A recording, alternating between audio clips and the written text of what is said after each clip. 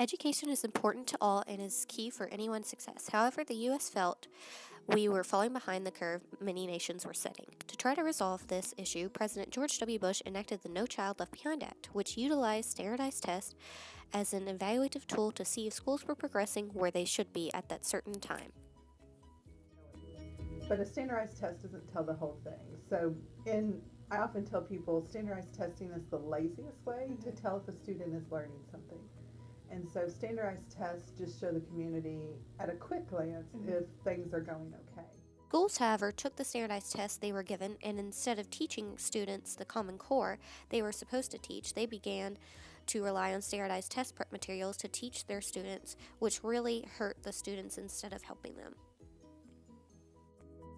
And you teach kids to learn, and the test is just a natural outcome. That teaching to a test is not preparing a student, because I don't bubble in on a given day, and I don't sit in a standardized environment. I have to think. And so what's hard in a place like Davis County, and I don't know where you went to elementary school, but our elementary schools reached the pinnacle of success quickly. And they did that by a lot of test prep. Were they teaching to the test? Well, they were teaching the standards, but they were also making sure kids knew the format and all that. And so the pendulum kind of swung too far. And so we're trying to bring it back to the middle. Test prep materials includes books, videos, and flashcards, and students and teachers commonly rely on these methods in their education they are receiving or providing. This industry has now become a very profitable one due to the constant reliance of its consumers who wish to succeed. And so it's big business. And I think one thing people fail to realize is there's a for-profit and not-for-profit kind of world out there. And Pearson, which is a major kind of provider of all things testing related, it's a for-profit company. So you have to always stop and think about that as well. With the growing utilization of standardized tests comes side effects of what occurs to students who take on the pressures of it. Instead of playing and socializing, students spend time studying and worrying. The people within the school are making a bigger deal about testing than the community. And so some of the stress we're putting on is internal stress, not external stress. When you talk to business and industry, I think they would rather know that kids can actually work on a team, they can problem solve, they can think independently, but they can also show up to work and all those kind of skills. With the psychological issues that occur due to standardized tests, there also comes discrimination. Well, it's pretty simple. Any standardized test is written to show you what the average person can do. So in any standardized test, it's really only informing you about the 40% in the middle. So you're going to have 30% that outperform it and 30% that underperform it.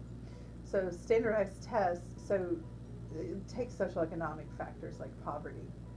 You know, it's a world, when you think about the ACT and the topics that are there when you read, if you've never been outside of Owensboro or been exposed to things, you're not motivated to read that passage about, you know, the trade agreement, the sugar trade agreement, you know, prior to World War I. You know, that you don't have any motivation to read that. So I think there's this cultural awareness that comes with that.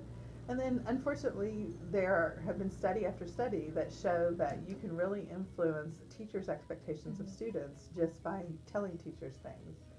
So the student, you know, a student who comes in from a low socioeconomic, is that student getting pushed the same way another student will be? And so in our district, we see about on MAP testing, if I look at percent proficient, we see about a 10 to 14% proficient gap and nothing but poverty.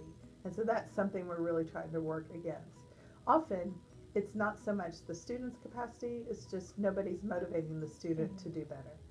So I'm checking, I mean, I know a lot about schools, so I'm making sure my daughter gets in the right classes and all that stuff.